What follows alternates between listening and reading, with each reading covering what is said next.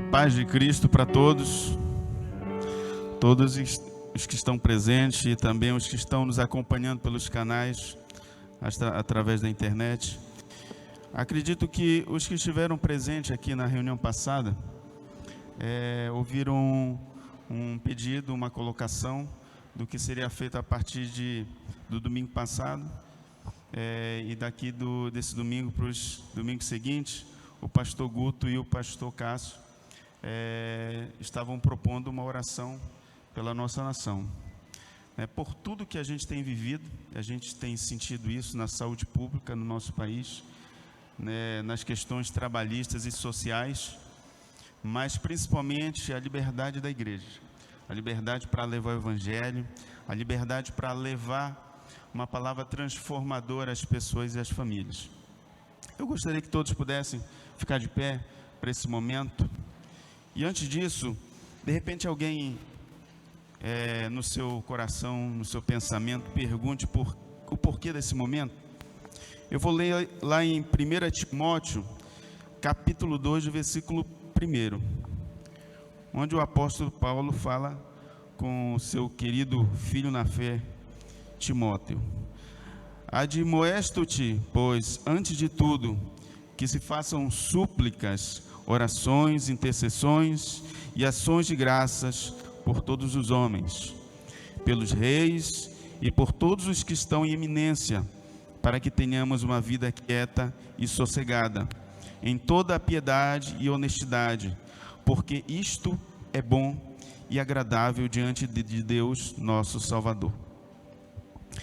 Eu gostaria apenas de, em breves palavras, citar dois grandes exemplos. Alguns eu acredito que vocês já conheçam.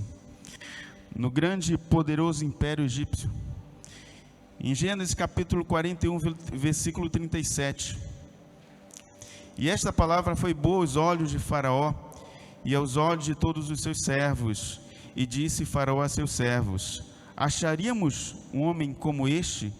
Ele estava falando de José, em quem haja o Espírito de Deus. Depois disse Faraó a José: porque Deus te fez saber tudo isto, ninguém há tão entendido e sábio como tu. Tu estarás sobre a minha casa, e por tua boca se governará todo o meu povo.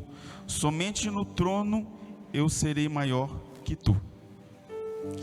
No Império Persa, a rainha Esther, muito conhecida a história dela, falou mais Esther perante o rei, e se lhe lançou aos seus pés e chorou, e lhe suplicou que revogasse a maldição de Amã, o Agagita, e o intento que tinha projetado contra os judeus. E estendeu o rei para Esther o cetro de ouro. Então Esther se levantou e pôs-se em pé perante o rei.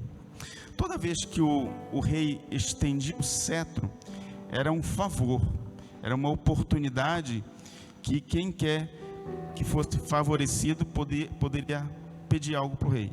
E Esther, como rainha, ela jejuou com o povo e orou porque o povo judeu estava se vendo ameaçado por uma situação difícil. O que eu quero dizer com esses exemplos, amados, é que nós precisamos ter paz para continuarmos avançando, para levarmos o Evangelho, essa mensagem transformadora e poderosa para as pessoas da nossa nação, né? Sabemos que temos vivido os tempos difíceis, sejam de saúde pública, sejam por questões sociais, mas Deus nos deu esse privilégio, essa oportunidade tão grandiosa de nos conceder o Brasil como nação, que nós possamos apresentar os nossos governantes, mesmo que eles não sejam cristãos, mas eles são alvo de nossa oração, para que tenham sabedoria, para que tenham amor pelo nosso povo, para que tenham responsabilidade sobre cada cidadão brasileiro, sobre cada lar, sobre cada família. São recursos públicos, são decisões que precisam ser tomadas, muitas. Eu mesmo, que já fui servidor, hoje sou empregado público, sei o quanto é difícil e quanto é trabalhoso, né? Chegar um benefício, um bem, uma prestação de serviço no nosso país, mas que possamos nos levantar como povo de Deus, para que a igreja continue marchando, tendo liberdade, para que leis não nos aflijam, como aconteceu com Esther, onde o povo judeu se viu ameaçado, inclusive de estar vivo, né? Então, que possamos agora, nesse momento, você possa colocar a sua vida, a sua família, o seu trabalho, a sua empresa, o seu bairro, a sua rua, que possamos colocar o nosso prefeito, o nosso governador, os vereadores, deputados. Esses homens receberam autoridade e vão ter que responder, porque Deus foi quem concedeu essa autoridade a eles, através do povo brasileiro. Então vamos levantar nesse momento um clamor pela nossa nação, um clamor pelos nossos governantes. Pai querido, Pai amado, estamos nesse momento, no nome de Jesus Cristo, no poder e na comunhão do Teu doce Espírito Santo, clamando, Senhor, em favor do Brasil, clamando, Senhor, em favor dos nossos governantes, do nosso presidente, governador, prefeito, que eles possam ter, Senhor, ser tocados pela paixão pelo povo, pelo bem-estar do povo, de cada cidadão, de cada família, Senhor. Ilumina, dá sabedoria, dá compromisso, responsabilidade, cada dia mais e mais a cada um deles, Pai. E acima de tudo, que os valores e a cultura do Teu reino, Senhor, tenham oportunidade nessa nação. Que o Brasil saiba e reconheça o Teu nome como único e verdadeiro Salvador, Senhor.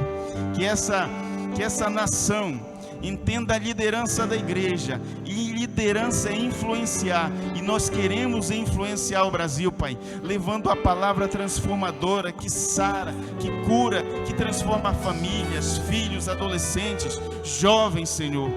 Nós te agradecemos por essa oportunidade, e nós como igreja declaramos, Pai, que o Brasil vai se render aos Teus pés. Nós declaramos que o Pará, Senhor, vai se render aos Teus pés. Nós declaramos que Belém, Senhor, vai se render aos Teus pés, e vai saber que Tu és o Senhor e Salvador. E nós somos testemunhas, porque assim foi dito, e nós seremos testemunhas tanto em Jerusalém, como na Judéia e até os confins da terra.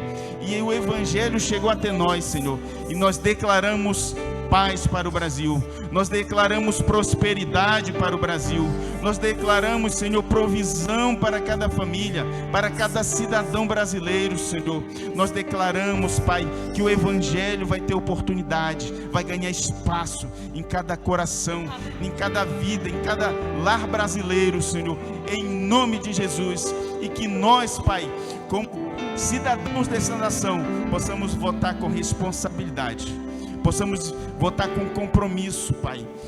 Votar em pessoas que tenham compromisso com o povo brasileiro. Votar em pessoas que tenham compromisso com os valores do Teu reino. Mesmo que não sejam Teus servos, mas que possam, Senhor, abraçarem, Senhor, os valores e os princípios do Teu reino.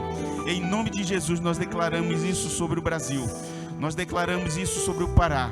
Nós declaramos isso sobre Belém. Em nome de Jesus, hoje e sempre. Amém.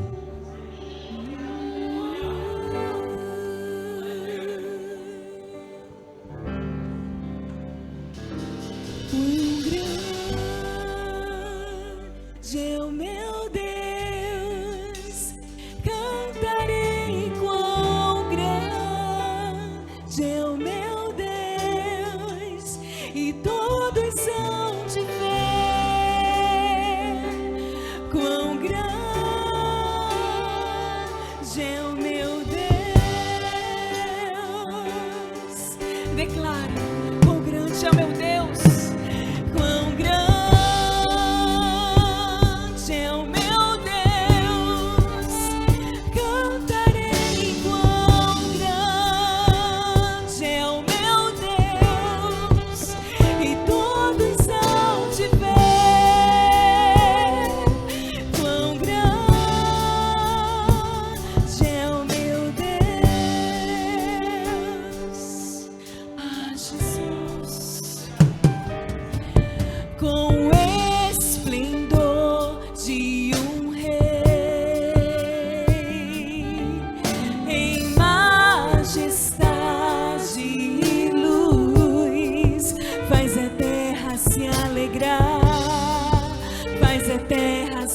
alegrar.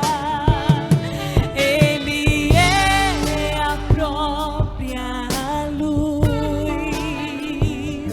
e as trevas vão fugir, tremer com sua voz, tremer com sua voz. Quão grande é o meu Deus, cantarei. Quão grande é o meu Deus, e todos hão de ver. Quão grande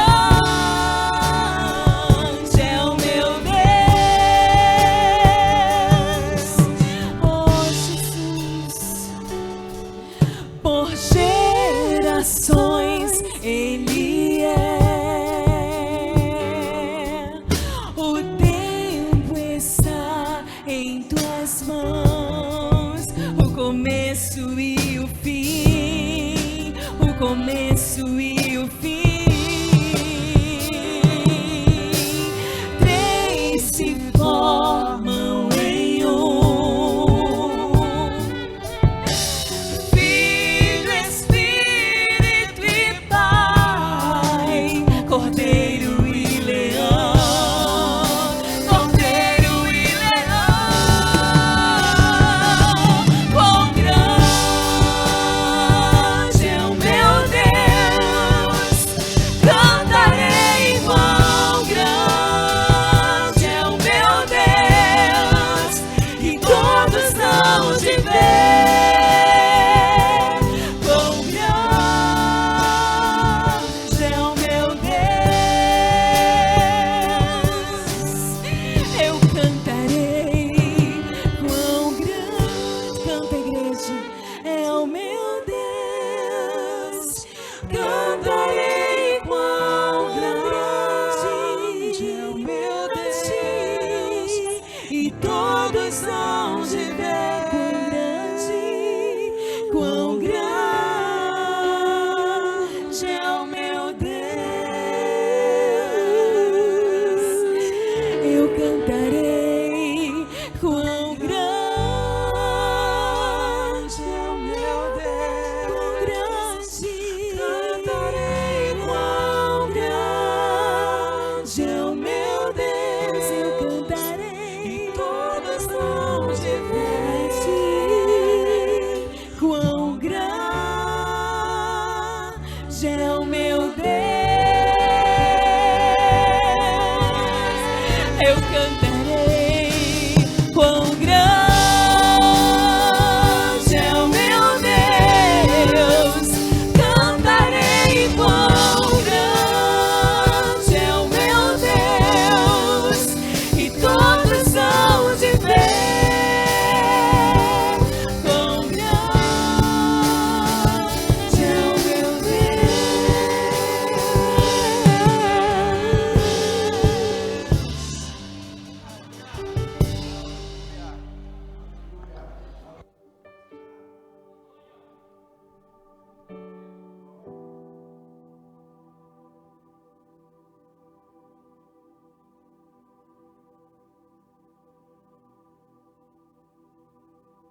E hoje nós vamos estar dando continuidade à nossa série de mensagens, o retorno. E você pode abrir já a sua Bíblia lá em Êxodo capítulo 24, versículos 1 e 2.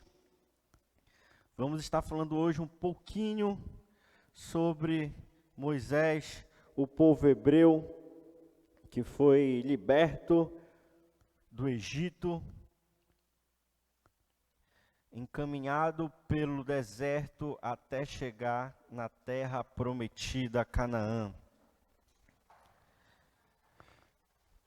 Êxodo capítulo 24, versículo 1 e 2 diz assim: E ele disse a Moisés: Sobe ao Senhor, tu e Arão, Nadab e Abiú, e 70 dos anciões de Israel, e adorai de longe.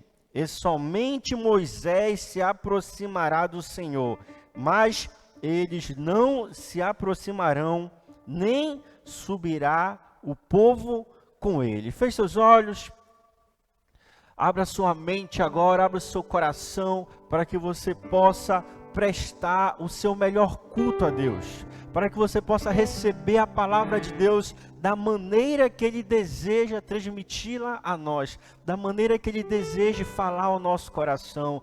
Deus, nós oramos a Ti essa noite, meu Pai, e te pedimos, Espírito Santo, que o Senhor venha sobre a nossa vida, que o Senhor venha sobre a nossa mente, que o Senhor venha sobre o nosso coração, de maneira que não possamos lhe segurar, de maneira que não possamos lhe reter, de maneira que não possamos lhe limitar, mas que a obra que o Senhor deseja fazer em nós, essa seja feita em nome de Jesus, em nome de Jesus.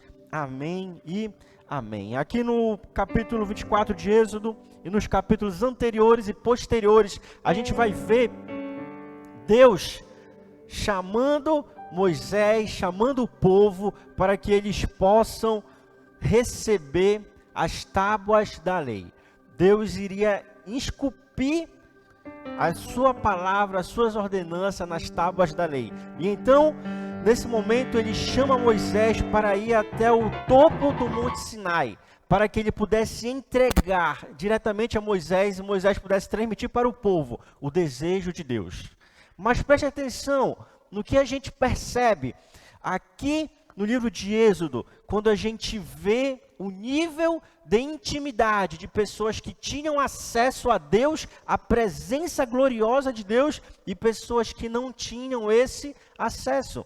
Mas antes eu queria que vocês pudessem perceber, lembrar tudo o que estava acontecendo. Eu sei que é uma história muito conhecida, a saída do povo hebreu do Egito, a sua passagem pelo deserto e a sua chegada em Canaã. Mas vou me repetir mais uma vez para que nós possamos fixar ainda mais essa história na nossa mente. Então perceba, o povo hebreu, eles estavam cerca de 420 anos escravizados no Egito. E então o favor de Deus, a graça de Deus, a compaixão, o amor de Deus os alcança. E eles são retirados por meio de poder e glória de Deus do Egito. E então eles caminham pelo deserto em direção à terra prometida. Você perceba, o favor de Deus, a graça, o amor dele, os sinais e maravilhas que ele manifestou, foi em direção a todo o povo, foi em direção a todos, não foi só em direção a Moisés. Todos, independente se eles eram fiéis a Deus ou não, se eles estavam muito próximos de Deus ou não, se eles eram, contextualizando, um cristão que orava, se eles eram um cristão que liam a Bíblia, se eles eram um cristão que cultuava a Deus de forma poderosa ou não, eles receberam o favor de Deus. Eles participaram da libertação do Egito. Eles testemunharam as 10 pragas, sinais e maravilhas. Eles testemunharam um mar se abrir. Eles testemunharam cordonizes aparecerem como alimento. Eles testemunharam o monte fumegar. Eles testemunharam a presença de Deus. Eles testemunharam um maná caindo do céu. Eles testemunharam água brotar da rocha. Eles testemunharam uma nuvem de glória durante o dia, eles protegendo do calor. Eles testemunharam uma nuvem de fogo durante a noite, lhe protegendo do frio.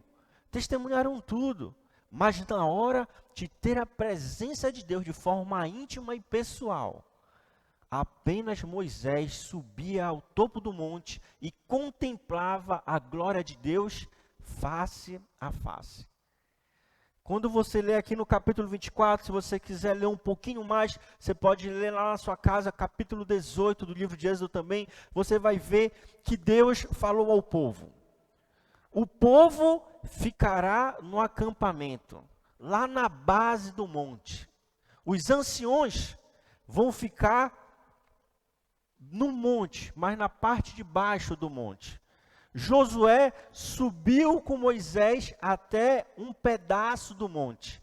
Agora no topo do monte, onde a presença gloriosa de Deus, íntima, pessoal, face a face, se manifestava, somente Moisés subia. Somente Moisés tinha acesso. Somente Moisés conseguia contemplar. Então o que a gente percebe? 4 tipos de níveis de intimidade com Deus. O povo, lá no acampamento, um pouco distante do monte. Os anciões, no monte, mas ainda não onde estava a presença de Deus. Josué, um pouco mais próximo do topo, mas ainda não era o topo. Mas Moisés, esse contemplava a glória de Deus face a face. Nós estamos falando aqui do Antigo Testamento, em um período que Cristo ainda não havia se manifestado de forma física e plena para o povo, para as nações, para o mundo. Porém, quando Cristo se manifesta, a gente percebe o mesmo padrão se repetindo. Quando a gente vê Cristo no seu ministério terreno e público aqui na terra, a gente percebe uma grande multidão que o seguia à distância. Quando ia acontecer milagre, a multidão corria para chegar próximo de Cristo.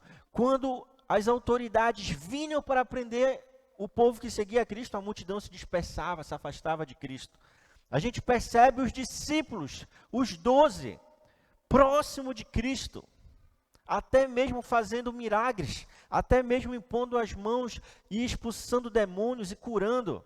Inclusive Judas estava no meio dos 12 também.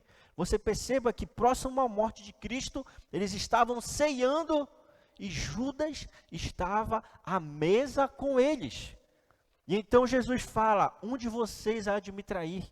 Ninguém desconfiava de Judas. Ninguém. Para eles Judas era como um cristão verdadeiro. Para eles Judas era como alguém que não estava fazendo nada errado. Para ele, Judas era como um verdadeiro discípulo de Deus, um verdadeiro discípulo de Cristo. Então, tem os 12, também estavam próximos de Cristo. Dentro dos 12, existia um grupo de 3 que estavam ainda mais próximos. Pedro, João e Tiago estavam mais próximos. E dentre esses 3, tinha um que estava mais próximo ainda, João, o discípulo. Não é João Batista, é João o discípulo, que a Bíblia fala que ele se considerava o discípulo amado de Cristo, o qual reclinava a sua cabeça sobre o peito de Jesus. Você percebe o mesmo padrão? Lá em Êxodo a gente tem um povo, aqui no Novo Testamento a gente tem a multidão. Lá em Êxodo a gente tinha os anciões, aqui a gente tem os 12 discípulos. Lá a gente tinha Josué, aqui a gente tem os 3, Pedro, Tiago e João. Lá a gente tinha Moisés, e aqui a gente tem João.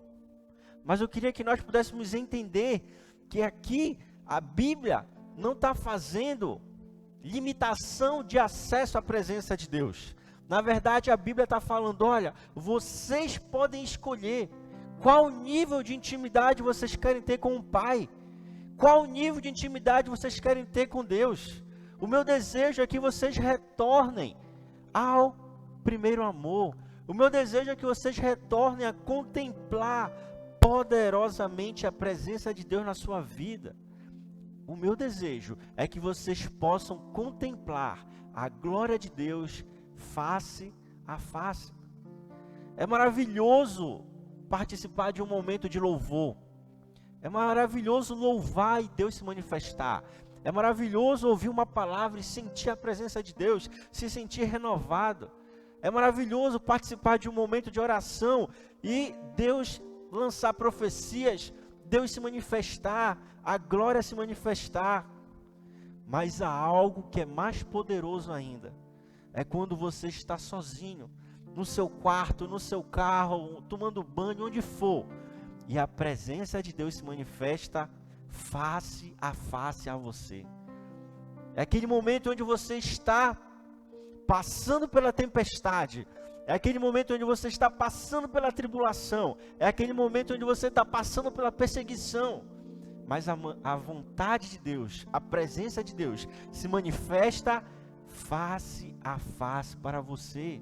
e você pode contemplá-la, e você pode adorá-lo, e você pode experimentar o regozijo, o refrigério de ter a presença de Deus se manifestando na sua vida. Então, a gente percebe na vida de Moisés que ele foi o que mais se sacrificou para presenciar fisicamente, palpavelmente, a presença de Deus.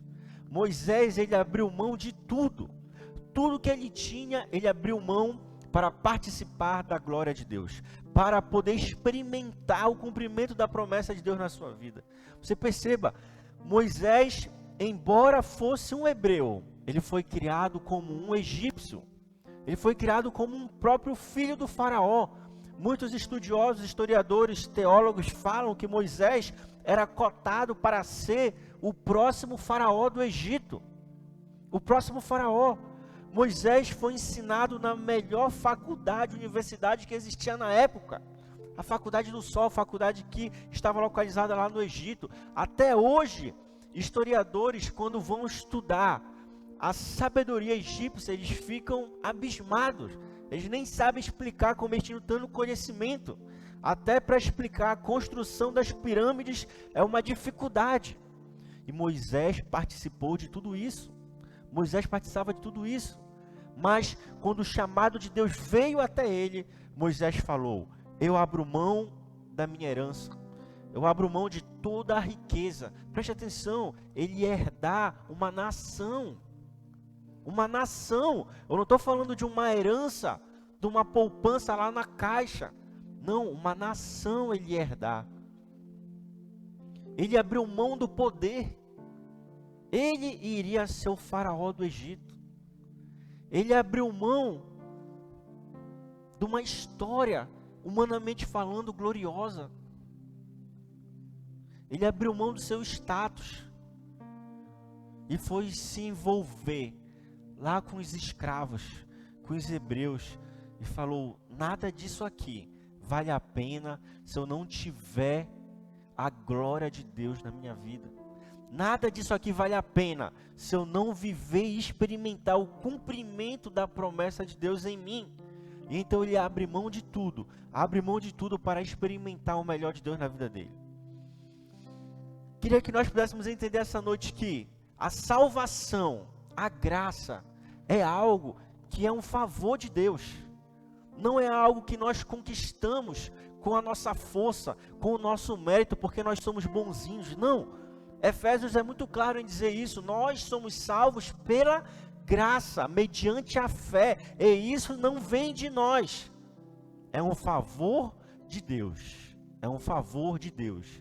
Um favor é algo que nós não merecíamos. Ele deliberadamente deu a nós. Falei: vocês não merecem meu filho, vocês não merecem os céus, vocês não merecem a salvação, vocês não merecem o emprego, a casa, a família que tem, mas eu dou a vocês, porque o meu favor está sobre vocês. Isso é graça, isso é salvação, isso é favor.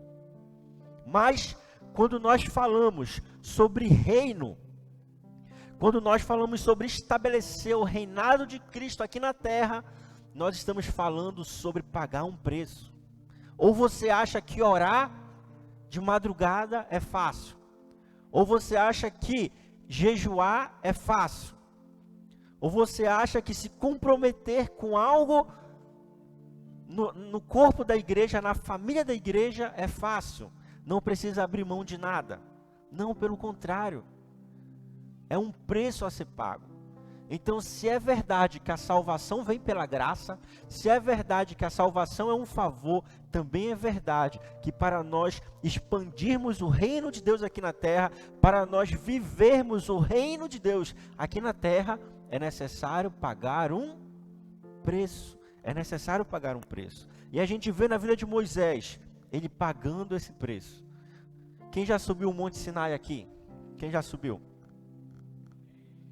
Nossos irmãos aqui, eles vão orar mais tarde para que todos nós possamos também subir o Monte Sinai, como eles já foram até lá. Mas todo mundo que sobe o monte fala: não é fácil, não é fácil, é difícil subir. Mas Moisés falou: vale a pena subir.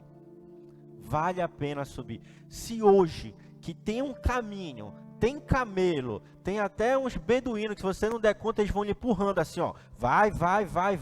Aí depois cada empurrada é $10. $10.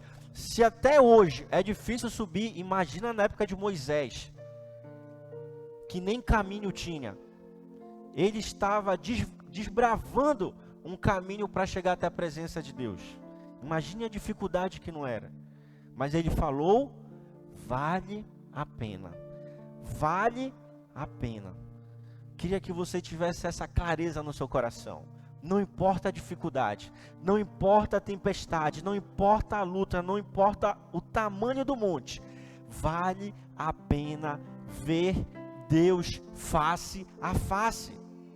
Não importa o tamanho da sua luta, não importa do que você precisa abrir mão, vale a pena em prol de nós vermos a presença de Deus se manifestando gloriosamente na nossa vida, face a face.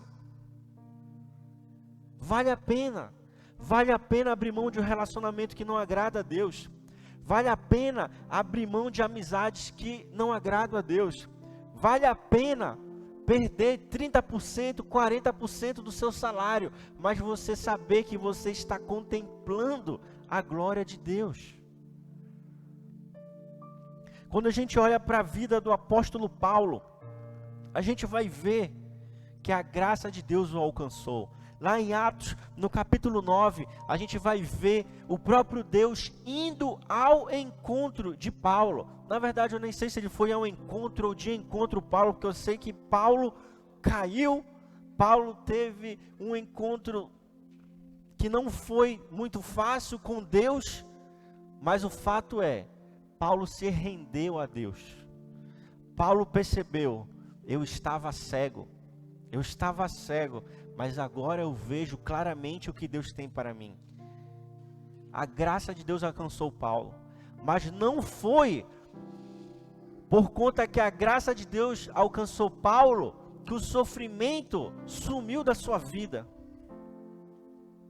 Na verdade, Paulo, ele é um dos apóstolos, um dos homens da Bíblia, onde nós vemos que ele se dispôs a um sacrifício adicional para que ele pudesse fazer mais, viver mais, experimentar mais daquilo que Deus tinha para a sua vida. Então a gente vai ver Paulo descendo em um cesto, fugindo de pessoas que queriam lhe prender, lhe matar. A gente vai ver Paulo sendo apedrejado e quase morrer. A gente vai ver Paulo sendo preso, a gente vai ver Paulo naufragando, a gente vai ver Paulo sendo picado por uma serpente, por uma víbora, a gente vai ver Paulo passando por frio, passando por calor, a gente vai ver Paulo falando que eu fui muito rico, eu fui muito pobre, mas em tudo valeu a pena, porque eu combati o bom combate, guardei a fé. Você sabe que há uma fé inicial que é introduzida em todo cristão para crer em Deus. Eu creio em Deus, agora eu sei que Deus existe, agora eu sei quem é Deus, agora eu sei quem é Jesus, eu sei quem é o Espírito Santo. Mas a Bíblia fala também que há uma fé progressiva. Ora, a fé vem pelo ouvir e o ouvir a palavra de Deus. Quando a gente vai em Efésios capítulo 2, que fala sobre a fé salvífica, essa fé que vem do céu, é uma porção de fé que Deus dá para nós. Toma essa porção de fé. E aí depois ele vem em Hebreus e fala, olha, a fé vem pelo ouvir e ouvir a palavra de Deus. A fé que você recebeu, agora regue ela, agora cuide dela, agora adube ela, agora faça ela crescer. Mas isso requer sacrifício, isso requer pagar o preço, isso requer que nós façamos a vontade de Deus. Quando você vai ler o Pentateuco, os 5 primeiros livros da Bíblia, Gênesis, Êxodo, Levítico, Número e Deuteronômio, você vai ver a lei sendo entregue para o povo, mas você vai ver Deus falando para o povo, não para eles simplesmente receberem a lei. Receba, toma essa igreja, faça parte dessa igreja. Olha essa Bíblia, toma um presente, vai lá no QG Story, linda, a Bíblia da mulher, a Bíblia do homem, a Bíblia do casal, a Bíblia do filho, do adolescente, da criança obediente, da criança desobediente, tem Bíblia de tudo quanto é jeito. Mas a palavra de Deus, ela não fala, receba os mandamentos. Ela sempre enfatiza, obedeça aos mandamentos. Vigie em cumprir os meus mandamentos. Faça a minha vontade. Ela foca sempre o quê? Obediência. Obediência. Obediência. Você sabe qual é o equilíbrio da graça? Obediência. Quando se fala de graça, sem falar de obediência, você aprende a ver o evangelho só com o olho. Só com o olho. Experimente tapar um dos seus olhos e enxergar o que está à sua frente. Você perde a noção de profundidade. Eu sei que você está curioso para fazer isso agora, né? Quero testar. Você pode testar, mas eu aconselho você a testar lá na sua casa. Experimente, você perde a noção de profundidade. Você não tem noção muito bem em que distância a coisa está à frente de você. Quando nós falamos de graça e não falamos de obediência, essa é a mesma sensação que nos dá em relação ao evangelho. Parece que está faltando algo, porque é verdade que a graça é uma realidade. Sim, claro, a Bíblia é muito clara em falar isso. Vivemos a dispensação da graça, mas não há como falar de graça sem falar de obediência. E obediência fala sobre pagar o preço. Obediência fala sobre nós vivermos realmente o reino de Deus aqui na terra. Então que nós possamos saber que o favor de Deus está sobre nós, a graça de Deus está sobre nós, mas não para nós vivermos um cristianismo de qualquer forma, não para nós vivermos de forma aleatória a vida que Deus nos deu. A gente vê o exemplo do povo, a multidão, o exemplo dos anciões, o exemplo de Josué, o exemplo de Pedro, Tiago e João, e nós vemos o exemplo de João e de Moisés, e nós olhamos para a nossa vida, e nós temos o poder de decidir quem eu quero ser, quem eu quero ser. Será que eu quero ser como aquele povo que experimentou o milagre de Deus, experimentou bonança, experimentou favor, experimentou coisas maravilhosas? Talvez, podemos dizer, experimentou um crescimento financeiro, experimentou ter um bom carro, experimentou ter uma boa casa, experimentou ter uma boa família, mas não experimentou a presença. Não experimentou a presença. Quando vinham as tempestades, quando vinham as dificuldades, quando vinham as pressões da vida, rapidamente se rebelavam contra Deus. Quando estava tudo bem, meu salário está caindo direito, as coisas estão acontecendo direitinho, então eu adoro a Deus, então Deus é maravilhoso. Agora veio a primeira luta, e aí se rebela contra Deus. Não, que Deus é esse? Por que Deus está fazendo isso? Aí vai atrás do bezerro de ouro, vai atrás de situações para tentar suprir a presença de Deus. Mas sabe por quê? Porque a presença de Deus não estava realmente como centro na sua vida. Ou talvez a gente se sinta um pouco mais religioso, como os 12 discípulos, como os anciões. Mas quando veio a perseguição, quando veio a cruz, todos negaram a Cristo. Todos negaram. Ou a gente se sinta como Pedro, Tiago e João. Não, eu até canto no louvor. Não, eu até sou um pastor. Eu até prego. Não, eu até sou um voluntário na igreja. Eu até sou do Ministério de Casais, Biuan. Mas quando Jesus chamou para vigiarem com ele, fazerem uma vigília com ele de oração no Getsêmani, eles dormiram. Não, olha, Jesus, eu venho até aqui ao Getsêmani, até que eu venho até aqui com o Senhor, mas vigiar vigiar, orar de madrugada. Aí já um pouquinho mais, vou descansar um pouco, tá? Estou trabalhando muito, está pesado, não está fácil. Ou será que nós somos como João Batista, como João discípulo? Ou será que nós somos como Moisés? Ou será que nós somos como um Paulo, que abriram mão de tudo que eles podiam, mas não abriram mão da presença de Deus? Não abriram mão da presença de Deus. Você sabe, tem um salmo que eu acho maravilhoso. Foi os 2 primeiros salmos que eu memorizei, a pedido do meu pai, forçadamente.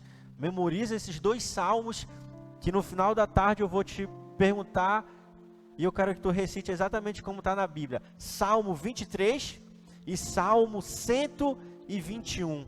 O Salmo 121 fala assim: elevo os meus olhos para o monte. Elevo meus olhos para o monte.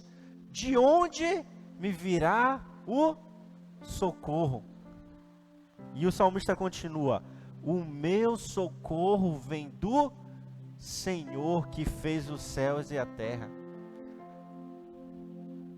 Queria ilustrar um pouco mais com você o salmo. Elevo os olhos para o monte. Eu elevo os olhos para o problema. Eu elevo os olhos para a dificuldade. Eu elevo os olhos para a falta de esperança. Eu levo os olhos para o gigante que está diante de mim, para a minha necessidade financeira, para o problema no meu casamento, para o meu problema de saúde, para a minha falta de esperança e de perspectiva da vida. Mas você sabe, o monte não é o mais alto que eu posso olhar. Além do monte, há um Deus que é maior do que esse monte. Então eu olho mais para cima ainda. Além do monte, além do problema, além da dificuldade, além da tribulação, além da tempestade. Então eu vejo Deus. Eu vejo Deus. Se é verdade que o salmista olha para o monte, ele não nega o problema, ele não nega a dificuldade, ele não nega as situações difíceis que ele passa. Também é verdade que ele fala que há um Deus maior do que o problema, há um Deus maior que a dificuldade, há um Deus maior do que a minha frieza espiritual. Então ele fala: eleva os olhos para o monte, de onde me virá o socorro?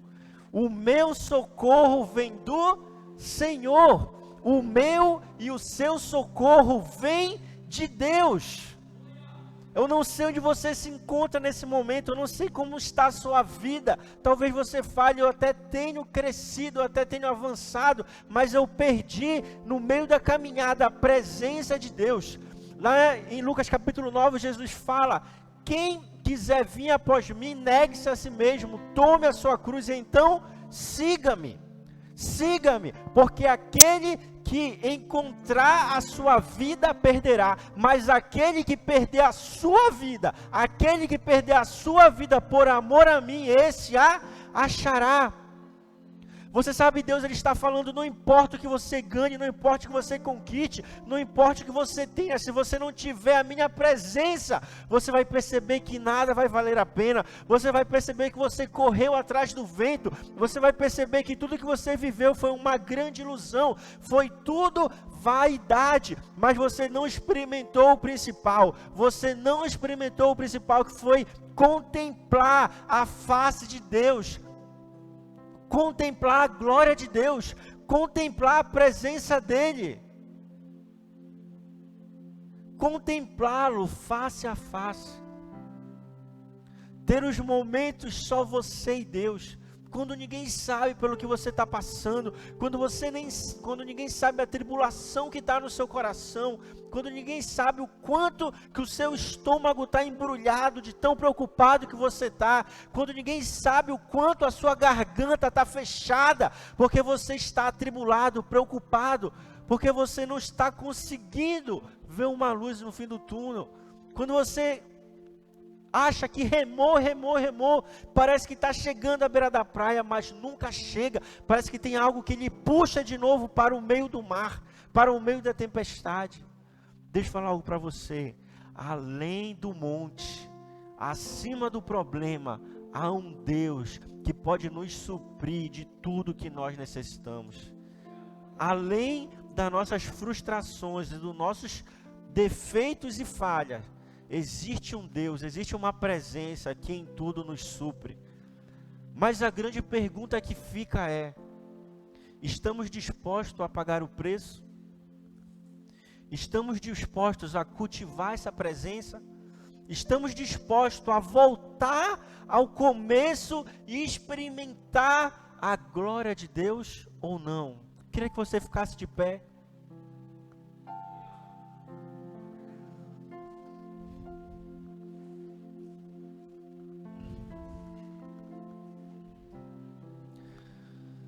Queria que você pudesse, nesse momento,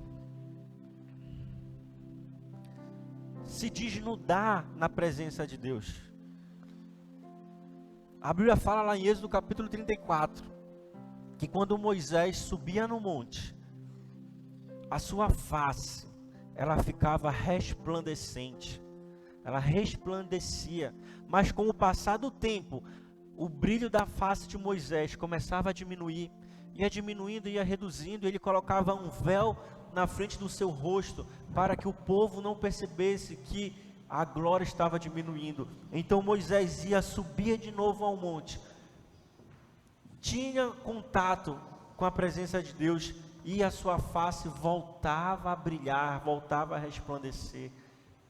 Mas depois de novo a face dele começava a perder o brilho, começava a perder a glória. Então ele tampava a sua face com um véu, para que o povo não visse que a presença estava o deixando.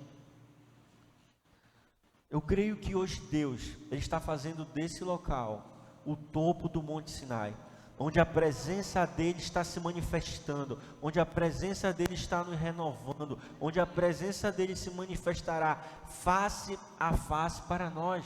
Mas isso depende de uma escolha nossa, isso depende de um nível de entregue nosso, isso depende do tanto que nós estamos dispostos a nos entregar, a nos sacrificar, a abrir mão de coisas, situações, pessoas, para que a glória dele se manifeste na nossa vida.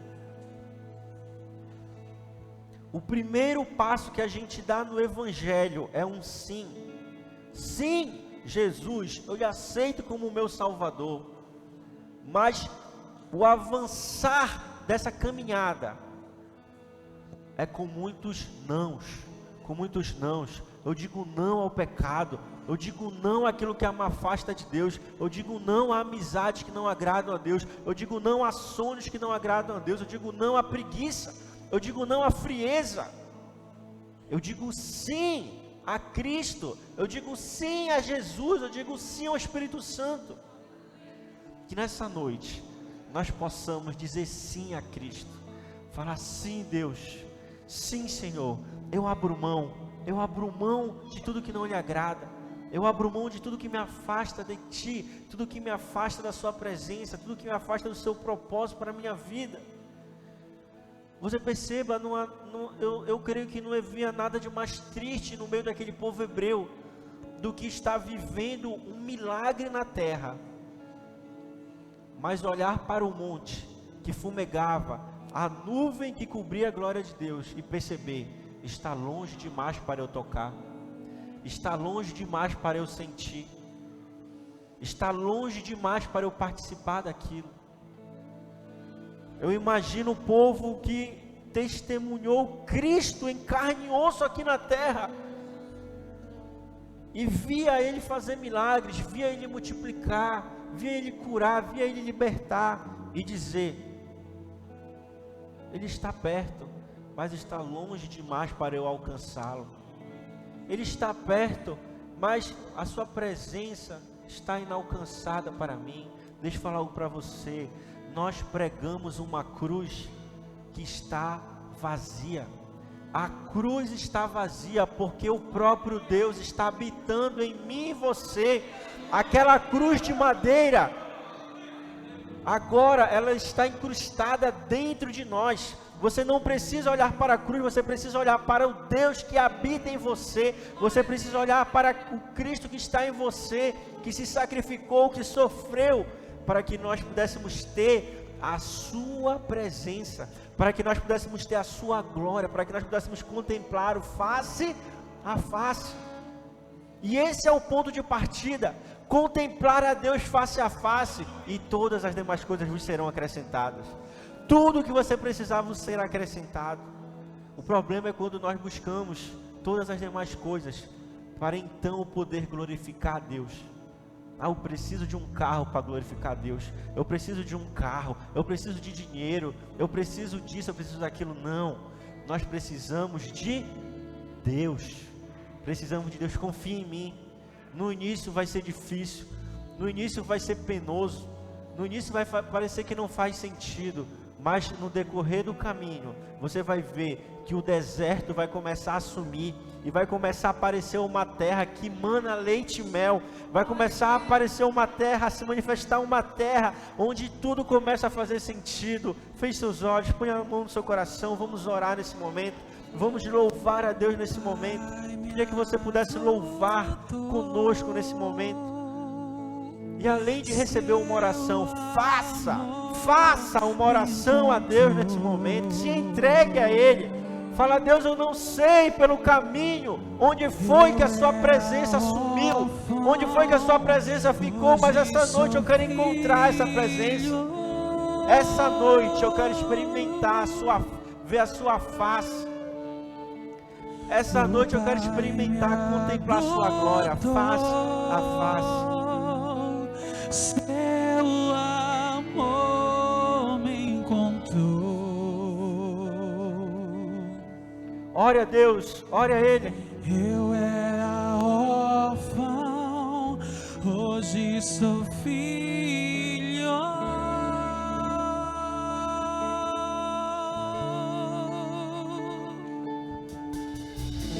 Meu Pai me ama e eu sou dele pra sempre. Meu Pai me ama e eu sou dele pra sempre. E nada vai me separar do seu grande amor. Meu Pai me ama. Meu Pai me ama e eu sou dele pra sempre. Declare: meu Pai me ama e eu sou dele pra sempre. E nada vai me separar do seu grande amor.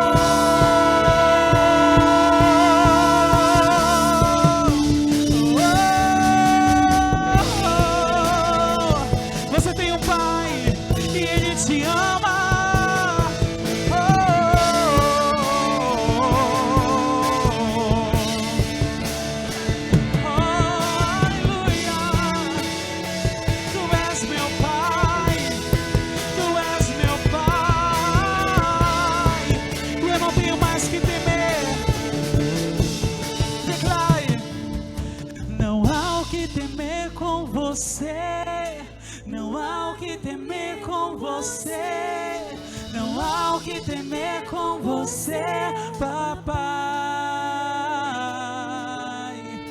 Não há o que temer com você, não há o que temer com você, não há o que temer com você, papai. Declare: não há o que temer, não há o que temer com você, não há o que temer com você, não há o que temer com você, papai. Eu posso descansar, não há o que temer com você, não há o que temer com você, não há o que temer com você, papai.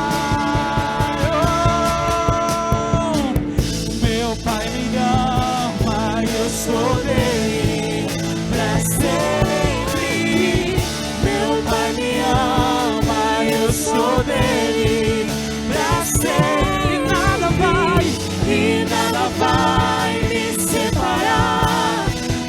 seu grande amor.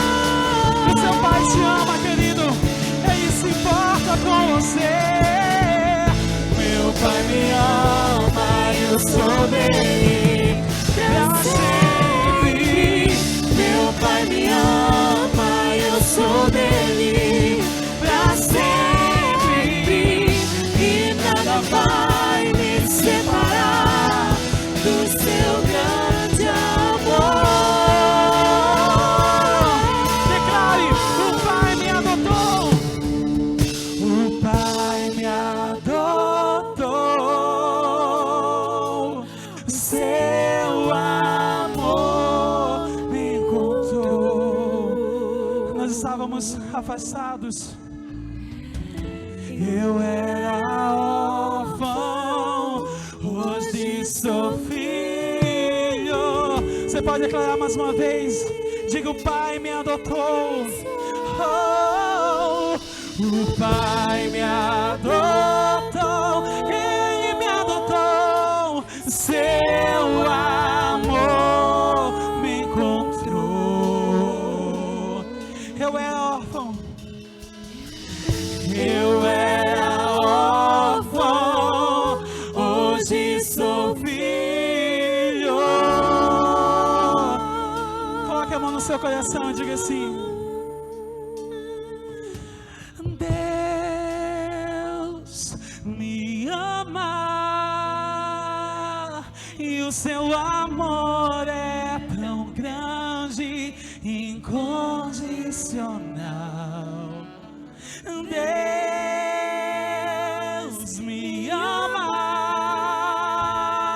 e Ele está sempre de braços abertos pra mim. Diga isso pro Senhor. Deus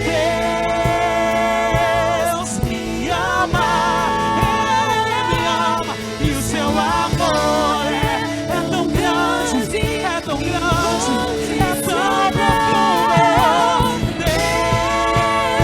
Deus me ama e Ele está sempre de braços abertos. O Pai me adotou, o Pai me adotou, o seu amor. Ele me encontrou, Ele me curou, me restaurou. Eu era órfão, hoje sou filho. Diga mais uma vez: eu fui adotado, eu fui adotado. O Pai me adotou, o seu amor me encontrou. Eu era órfão, mas não sou mais. Eu era órfão, hoje sou filho.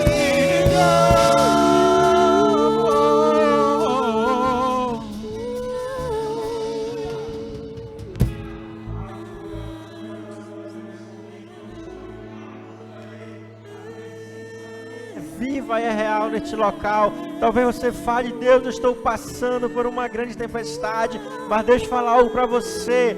Cristo está no barco com você.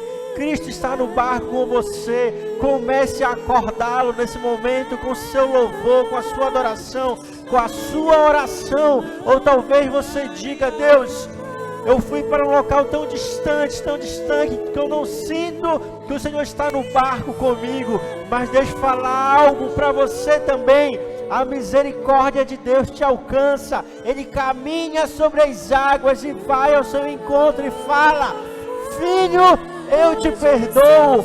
Filha, eu te perdoo. Eu caminho sobre as águas para te encontrar. Eu caminho sobre as águas para lhe perdoar, para lhe trazer de novo ao centro da minha vontade. Deus, nós clamamos a Ti essa noite. Nós, Deus, te adoramos, nós te exaltamos, nós te glorificamos, Senhor. Nós subimos os sinais, se for necessário, para nós contemplarmos a Tua glória face a face. Deus, te pedimos, não esconda de nós a Sua face, não esconda de nós a Sua presença, Senhor. Nada é mais importante para nós do que experimentarmos, contemplarmos, Senhor, a Tua glória face a face, a Tua presença face a face. Deus, nos fortaleça, Deus nos perdoa, Deus nos leva a vivermos o Seu melhor na nossa vida. É o que nós pedimos, é o que nós lhe agradecemos. Se você sente no seu coração que você precisa de uma oração especial, fala: Deus, eu preciso voltar aos seus caminhos. Senhor, eu preciso lhe ter como centro da minha vida novamente. Coloque a mão no seu coração nesse momento. Coloque a mão no seu coração. E vamos juntos orar a Deus. Senhor, a Tua palavra é enfática em dizer que quando nós nos arrependemos dos nossos maus caminhos, como nós nos arrependemos dos nossos pecados, o Senhor está de braços abertos para nos receber, para nos perdoar, para nos levar de novo ao centro da Sua vontade. E aqui estamos nós, Senhor, com o coração contrito, com a nossa mente e o nosso coração cativo ao Deus dos deuses, Senhor dos senhores, somente aquele que é capaz de salvar, de perdoar, de curar, de libertar. E entregamos a nossa vida, meu Pai, totalmente a Ti. Entregamos a nossa história totalmente a Ti, em nome de Jesus, em nome de Jesus. Eu sinto que há alguém que fala no seu coração: Deus, eu me afastei tanto do Senhor, que eu me sinto como aqueles discípulos que estão na escuridão do mar, com grandes ondas batendo no seu barco, uma grande tempestade fustigando o seu barco. Mas Deus fala algo para você: o Senhor, Ele vai ao seu caminho. Não importa o vale, o quão profundo é o vale que você está, ainda no meio do vale, o Senhor estará contigo. E Ele fala para ti: eu caminho, se necessário for, por cima das águas, mas eu vou lhe resgatar. Eu deixo as 99 ovelhas guardadas no aprisco, mas eu vou ao encontro de uma única ovelha que se perdeu e que se afastou. Eu oro por você essa noite. Eu oro para que você tenha o amor de Deus sobre a sua vida. Eu oro para que você tenha um sentimento de paternidade, de filiação, de que Deus lhe ama, de que você é filho, de que Ele não lhe abandonou. Não importa o quão longe você foi, quando você volta à sua casa, Ele está como o pai do filho pródigo, de braços abertos e correndo ao seu encontro para lhe dar vestes novas, para lhe instaurar de novo na herança, para fazer um grande banquete para lhe receber. Sinta isso no seu coração, sinta isso no seu coração, em nome de Jesus, em nome de Jesus. Aleluia, aleluia. Deus, nós lhe agradecemos por essa noite, por mais um culto de celebração, por mais uma noite especial na sua presença, Deus. Que nós possamos ter um sentimento no nosso coração de que nós não viemos à igreja para receber algo, mas nós viemos à igreja para lhe entregar tudo que somos, tudo que temos. E aí sim, nós nos capacitamos para receber tudo que o Senhor é em nossas vidas. Que a graça de Jesus, que o amor de Deus e que a consolação do Espírito Santo seja com você. Que você tenha uma semana extremamente abençoada em nome de Jesus, em nome de Jesus. Amém e amém. Só lembrando, quem participa da liderança dos casais, a gente vai ter uma reunião agora aqui na sala das crianças, tá bom? Que Deus abençoe poderosamente a sua vida, que Deus lhe guarde, que você tenha uma semana grandiosa na presença de Deus. Amém e amém.